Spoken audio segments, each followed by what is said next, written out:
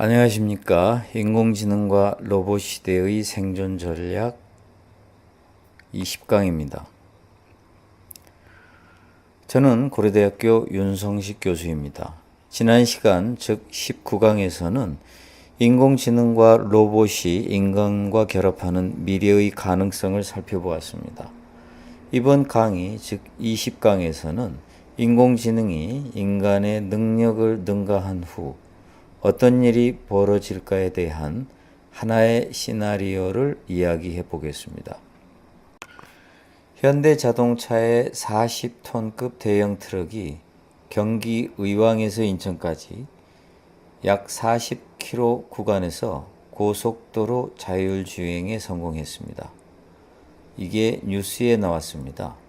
이제는 정말 꿈 같은 일이 미국이 아닌 대한민국에서도 벌어지고 있습니다. 앞에서 이미 KT의 인공지능 스피커 기가지니가 100만 대 이상 판매되었다는 사실을 이야기했습니다. 기가지니는 아이가 잠잘 시간이 되면 동화를 들려주고 자장가를 불러준답니다.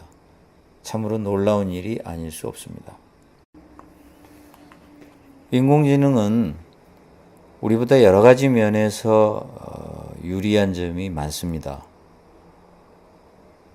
우리는 새끼 밥을 먹어야 되지만 인공지능은 새끼 밥을 먹을 필요가 없이 그저 전기만 연결되면 계속 생명을 유지하듯이, 인간이 생명을 유지하듯이 살 수가 있습니다. 인공지능이 장착된 로봇은 산소가 없는 곳에서도 살 수 있습니다. 달에서도 살 수 있고 화성과 금성에서도 살 수 있습니다. 오직 전기만 있으면 됩니다.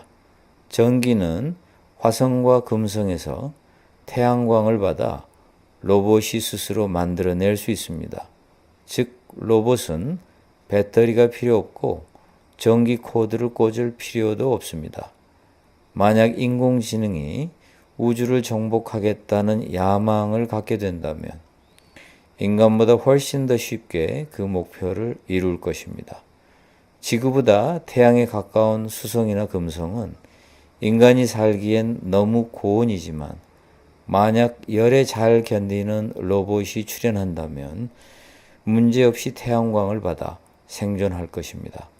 인간이 욕심과 어리석음에 빠져 지구 환경을 망쳐 놓는다면 혹은 핵전쟁으로 지구가 더 이상 살기 어려운 곳이 된다면 로봇은 우주 정복에 나설 수도 있습니다. 어쩌면 인류가 꿈꿔둔 우주 정복은 인간이 아닌 인공지능이 실현할지도 모릅니다. 구글의 커즈와일은 인공지능이 인간 지능을 능가하는 시점을 특이점이라 칭하고 2045년이면 특이점이 온다고 예측합니다. 소프트뱅크 회장인 손정희는 일본의 제일 부자이며 세계 4차 산업혁명을 이끄는 주인공 중 한 명입니다. 그는 30년 뒤인 2047년에 IQ가 1만인 인공지능이 탄생한다고 예언합니다.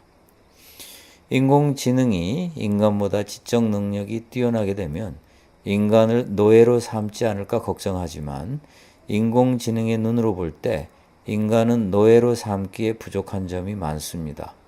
거짓말 잘하고 자기중심적이며 이성보다 감성이 앞서고 일관성이 없으며 판단력도 떨어집니다. 인공지능은 새로운 인공지능을 얼마든지 복제할 수 있기에 인간 같은 낮은 수준의 노예에게는 관심이 없습니다.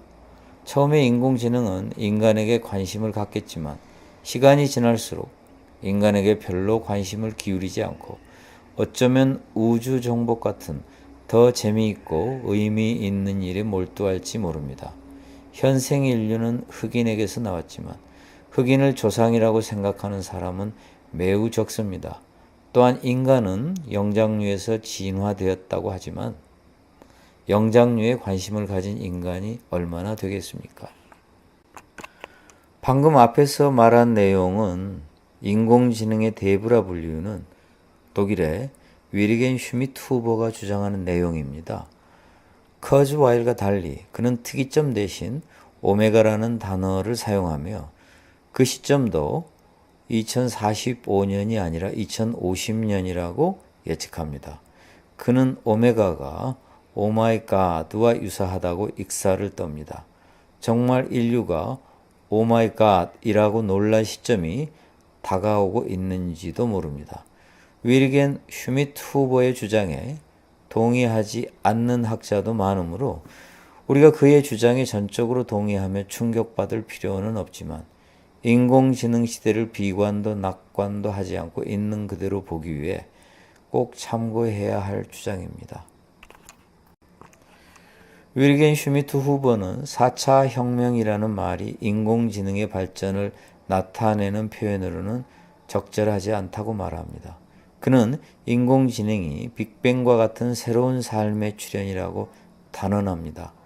인간은 인간과의 결합으로 후손을 만들어내지만 로봇은 스스로 로봇을 복제하여 후손을 만들어낼 수 있습니다. 후손이라기보다는 똑같은 자기라고 볼 수가 있습니다. 부모보다 머리가 나쁜 자식이 얼마든지 태어날 수 있으나 인공지능은 똑같은 능력을 가진 인공지능을 복제합니다. 윌겐 슈미트 후보가 만든 회사에서는 이미 어린아이 수준의 로봇 두뇌를 개발했다고 합니다. 윌겐 슈미트 후보는 인공지능에 들어간 여러 가지 새로운 기술의 창시자이며 인공지능은 그의 연구가 제시하는 길로 나아가고 있습니다. 따라서 인공지능이 모든 면에서 슈미트 후보화하고 있다는 표현까지 나올 정도입니다. 인간은 많은 정보 자료를 저장할 뿐 아니라 그 이상의 인지작용을 하며 무엇보다도 의식을 가지고 있습니다. 인간은 나라는 의식을 갖고 있지만 과연 인공지능도 인간처럼 자기라는 의식을 가질지는 의문입니다. 인공지능은 의식을 갖지 못할 것이라고 예측하는 학자도 있지만 반대로 갖게 될 것이라고 예측하는 학자도 있습니다. 만약 인공지능이 인간처럼 의식을 갖게 된다면 인공의식이라고 부를 수 있습니다. 그리고 그때가 되면 우리는 인공지능을 인간처럼 대우해야 할지도 모릅니다. 인공지능이 단순히 기계라면 부수어도 큰 문제가 되지 않지만 의식을 갖는다면 인공지능 파괴는 생명체 파괴와 비슷한 도덕 문제를 야기합니다. 인간이 의식을 완전히 잃으면 살아있다고는 할 수 있을지라도 식물 인간 상태에 놓이며 사실상 인간으로서 역할을 상실합니다.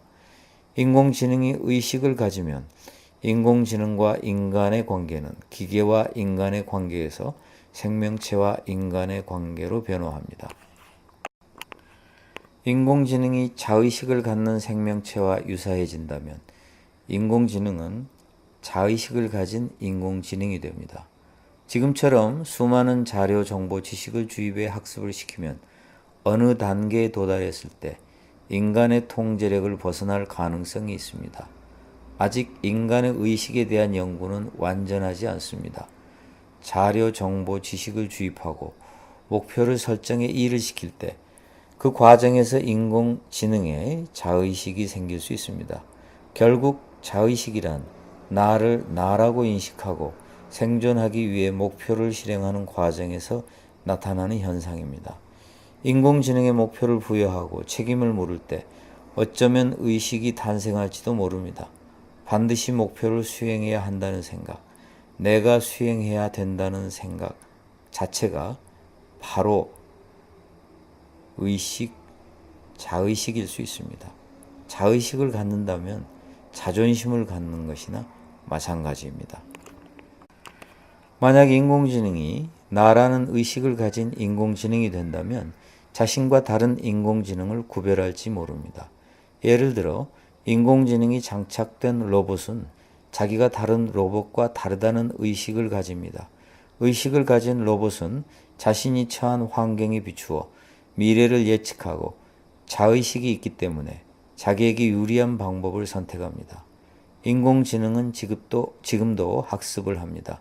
대부분 인간의 지도하에 학습하지만 학습 능력을 가졌다는 사실은 의식을 가질 가능성이 있음을 의미합니다. 지금도 인공지능의 능력은 반복된 학습을 통해 계속 향상되고 있습니다. 예를 들어 구글 번역기는 날로 발전합니다. 학습하는 인공지능이 추론을 하고 그렇게 계속 발전하다 보면 결국 언젠가는 의식을 갖게 될지도 모릅니다. 혹은 뇌과학 연구에 의해 의식의 정체가 밝혀지면 우리는 인공지능에 의식을 불어넣게 될지 모릅니다. 마치 신이 된 것처럼 말입니다. 그 순간 우리는 오 마이 갓이라고 외치게 될 것입니다.